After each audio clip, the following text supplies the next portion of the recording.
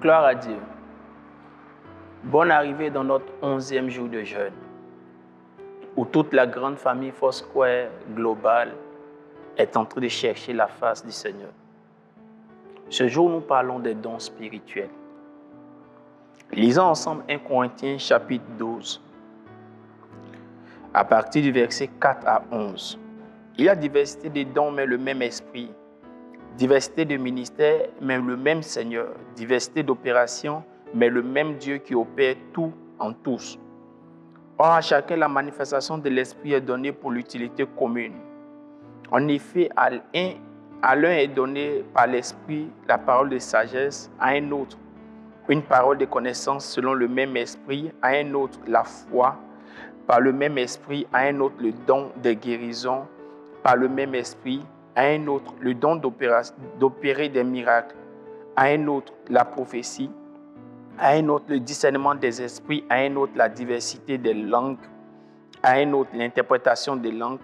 Un seul et même Esprit opère toutes ces choses, les distribuant à chacun en particulier comme il le veut. Dans un deuxième passage, dans le livre de Romains, chapitre 12, à partir du verset 6 à 8, il est dit « Puisque nous avons des dons différents, selon la grâce qui nous a été accordée, que celui qui a le don de prophétie l'exerce selon l'analogie de la foi, que celui qui est appelé au ministère s'attache à son ministère, que celui qui enseigne s'attache à son enseignement, et celui qui exhorte à l'exhortation. Que celui qui donne le fasse avec libéralité. Que celui qui préside le fasse avec zèle. Que celui qui pratique la miséricorde le fasse avec joie. » Bien-aimés, les dons spirituels sont plus que des traits de notre personnalité. Ce sont des influences spirituelles que Dieu nous donne pour faire comprendre et faire voir son pouvoir et sa gloire au travers de nous. Tous les dons viennent d'en haut, viennent de Dieu. Bien plus que des traits de caractère, ce sont des capacités qui nous sont données afin que par elles, nous puissions fonctionner comme le royaume le voudrait. Ce sont des capacités qui, au travers desquelles nous amènent lorsque nous laissons le Saint-Esprit nous utiliser à avoir une plus grande relation avec lui, le Saint-Esprit. C'est un grand partenariat que produit la vie de l'Esprit en nous et l'utilisation des dons. C'est un partenariat au travers duquel Dieu veut renforcer notre vie, notre relation avec lui. C'est un partenariat au travers duquel il est prêt à faire éclater sa gloire.